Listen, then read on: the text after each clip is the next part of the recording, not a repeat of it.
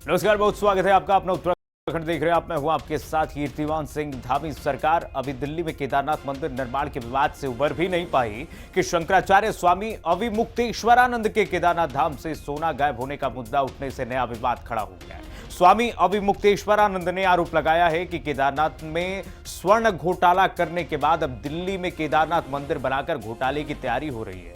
शंकराचार्य के आरोप को लेकर कांग्रेस भी सरकार पर हमलावर हो गई है। कैसे, देखिए रिपोर्ट में। केदार धाम के गर्भगृह से सोना कहां गया? शंकराचार्य के आरोप से विवाद खड़ा नया।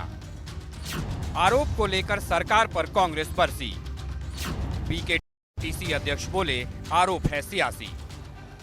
दिल्ली में केदारनाथ धाम मंदिर निर्माण को लेकर पंडे पुरोहितों और संतों के निशाने पर आई धामी सरकार इस विवाद से पूरी तरह उबरी नहीं कि शंकराचार्य स्वामी अविमुक्तेश्वरानंद ने केदारनाथ मंदिर से 228 किलो सोना गायब किए जाने का मुद्दा उठाकर नया विवाद छेड़ दिया है।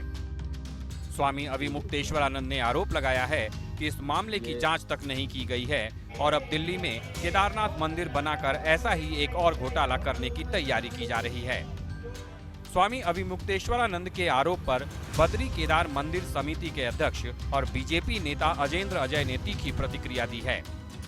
बीकेटीसी अध्यक्ष ने कहा कि वो पहले ही स्पष्ट कर चुके हैं कि केदारनाथ धाम के गर्भगृह को महाराष्ट्र के दानीदाता ने स्वर्ण मंडित कराया है और इसमें मंदिर समिति या सरकार की कोई भूमिका नहीं रही।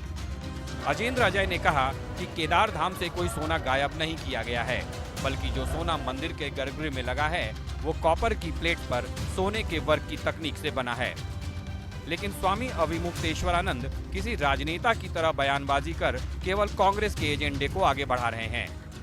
बीकेटीसी अध्यक्ष ने चुनौती देते हुए कहा है कि शंकराचार्य के पास सबूत हैं तो वो इस मामले को कोर्ट में लेकर जाएं। तो जब वहाँ पर घोटाला हो गया तो अब आप दिल्ली में केदारनाथ बना लोगे, वहाँ पर फिर दूसरा घोटाला करोगे। 228 किलो सोना केदारनाथ से गायब कर दिया गया। ये कहाँ का नियम है? क्यों नहीं उठाते हो प्रेस वाले इस बात को? आज तक कोई जांच तक नहीं बैठाई गई। 228 किलो सोना का घोटाला केदारनाथ में हो गया। कौन जिम्मेदार है? क्यों इस बारे में जांच नहीं होती है? क्यों भाई इस बारे में निर्णय नहीं होता है?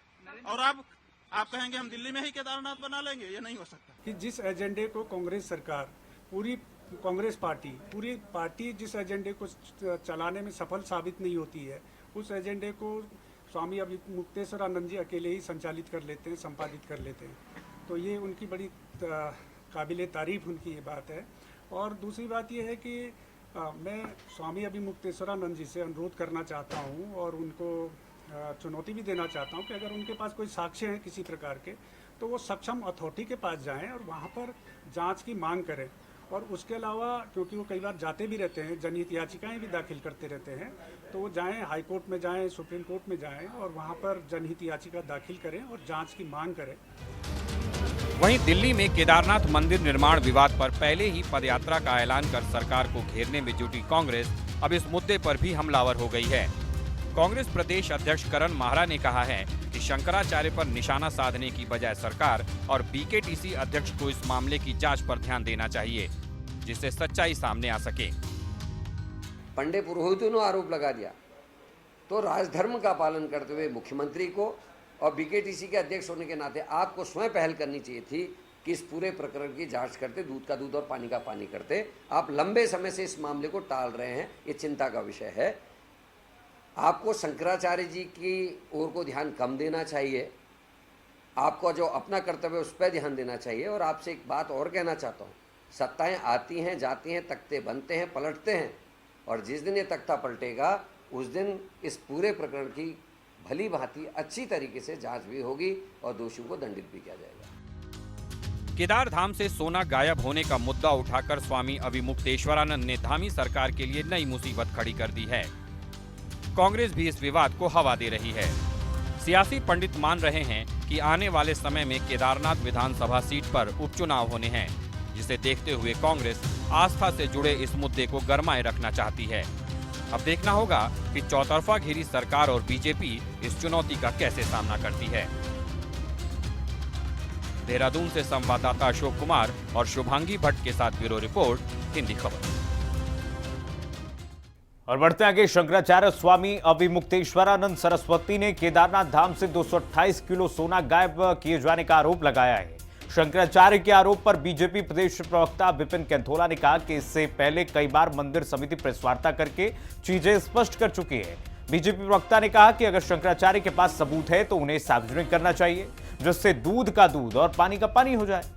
बीजेपी प्रवक्ता का कहना है कि ऐसे मामलों में केवल बयानबाजी नहीं होनी चाहिए, बल्कि अगर इसमें सच्चाई है तो उसे सामने लाना चाहिए। देखिए, ये सब केवल और केवल कांग्रेस जो है राजनीति कर रही है और कांग्रेस को जवाब देना चाहिए कि हरीश रावत जी क्यों मुंबई में, जब बद्रीनाथ जी का मंदिर मुंबई में बना था तब हरीश रावत जी क्यों वहां गए थे। कांग्रेस के लोगों को जवाब देना चाहिए कि सनातन पर प्रहार करने की बात जब होती है तो कांग्रेस के लोगों के होंठ क्यों सिल जाते हैं।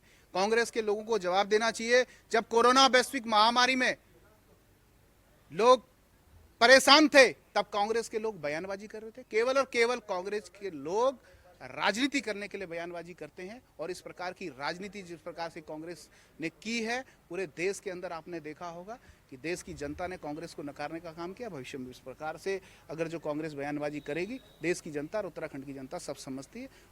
समय आने पर उनको उनके सभी जितने भी सवाल हैं उनका जवाब जनता देगी।